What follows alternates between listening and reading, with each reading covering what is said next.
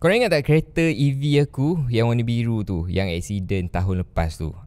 Mesti korang ingat total loss kan? Sebenarnya tak total loss, okay? So dah setahun lebih dah dalam proses nak repair, tapi tak siap-siap. Aku accident 3 hari bulan 10 2024. So kalau aku tengok condition kereta tu pun, memang aku tak expect yang kereta tu boleh di repair. Memang macam total loss kan. Dekat depan bonnet tu memang dah hancur, barang dah terkeluar semua, airbag dah terkeluar. So 7 hari bulan 10 aku punya insurance submission dah receive. Okay, bukan approve dah receive, baru receive. Maksudnya dia macam dah baru buka file pasal aku punya insurance. Lepas tu 27 hari bulan 1, 3 bulan lepas tu ada adjuster datang untuk nak inspect kereta aku tu lah kan, dekat bengkel kan. 2 kali dia datang inspect 11 hari bulan 3 ada datang lagi sekali adjuster inspect kereta aku. 21 hari bulan 3 insurance claim approve. Maksudnya tak boleh nak total loss. Sebulan lepas tu 15 hari bulan 4 bengkel request call aku sendiri, suruh aku sendiri yang request bagi tahu dekat insurance yang aku nak total loss. To be honest, aku okay je nak total loss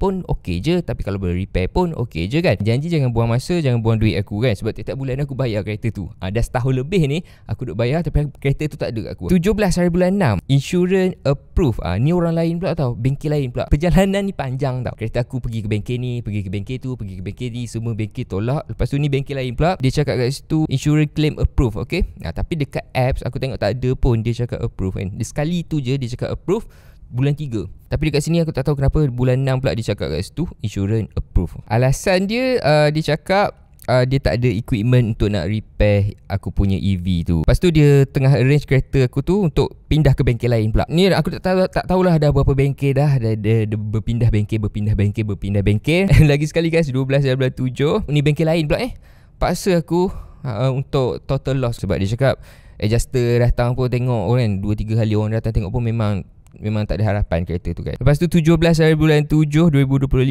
kereta aku pindah ke bengkel lain. Okay, kau tengok gambar kat situ, memang macam tak terusik lagi kereta aku. Memang macam tu je, macam mana aku accident itu, macam itulah condition kereta aku. Lepas tu 25 hari bulan 7 2025 dia hantar gambar yang kereta aku tu dah kena buka semua dah. Part-part yang rosak tu semua dia dah buka dah. 25 hari bulan 9 2025 bengkel tu dah start pasang aku punya part-part kereta lah, yang ada yang dah sampai, ada yang belum sampai kan. So dia dah start pasang, lepas tu tunggu approval daripada JPJ. So korang kira lah daripada bulan berapa daripada bulan 10 2024 sekarang ni dah bulan 12 2025, dah setahun 2 bulan.